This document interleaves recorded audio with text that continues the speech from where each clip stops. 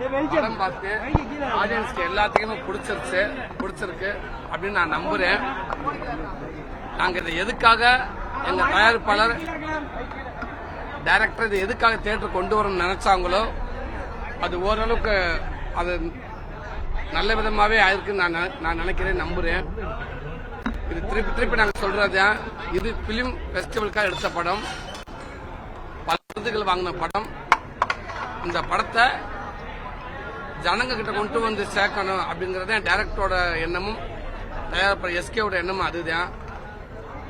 என்னடா இங்க இருந்து உள்ளூர் படங்கள் உலக படம் ஆகுது, அங்க போய் பல மேடைகளை ஏறி பல பேர் பாராட்டப்படுறாங்க, அந்த படங்களை பல விருதுகள் கிடைக்குது அப்படின்னா அந்த படங்கள் என்னது அப்படி அந்த படத்துல இருக்குது அப்படிங்கிறது எல்லா ஆடியன்ஸ்க்கு எல்லாத்துக்குமே அந்த ஒரு எண்ணம் இருக்கும்.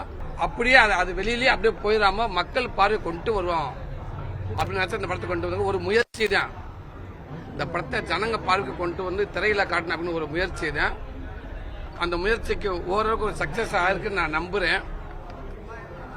அதான் உண்மை. நீங்க ஆடியன்ஸ் கிட்ட தான் கேட்கணும். இது ஒரு புது அனுபவம். நல்லாவே இருந்துச்சு. அவ்வளவு அமைதியா படம் பார்த்தாங்க. எங்கெங்க இடத்துல சிரிக்கணுமோ அங்கங்க சிரிச்சாங்க, எங்கெங்க இடத்துல கிளாப் பண்ணணுமோ அங்கங்க கிளாப் பண்ணாங்க. இது கண்டிப்பா சமுதாயத்துல சொசைட்டில இன்னைக்கு நடக்க வேண்டிய ஒரு கதை தான். இது ரொம்ப பழையதெல்லாம் கிடையாது, இன்னைக்கு நடந்துட்டு இருக்க கதை தான். அதை ஒரு திரைமொழி டோட்டல் இதுவரைக்கும் இல்லாத ஒரு சினிமா திரைமொழியில இல்லாம இது வேற ஒரு இதில் சொல்லியிருக்காங்க. ரெகுலரா பாக்குற ஒரு சினிமா வரமுறை இல்லாம இது ஒரு புதுவிதமா சொல்லியிருக்காங்க. கண்டிப்பா ஆடியன்ஸ்க்கு இது ஒரு புது அனுபவம் தான்.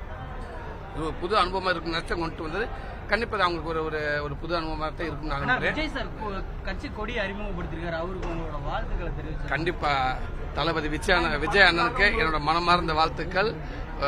கண்டிப்பா அவரும் ஒரு மேலும் மக்களுக்கு ஒரு பெரிய தலைவர் ஆயிட்டார் இன்னைக்கு. இருந்தாலும் கண்டிப்பா நாளைக்கு வந்து அவர் எண்ணம் போல் எதுவாக நினைக்கிறார் அதுவாகவே வந்து கண்டிப்பா மக்களுக்கு நல்லது செய்வார் நம்புறேன்.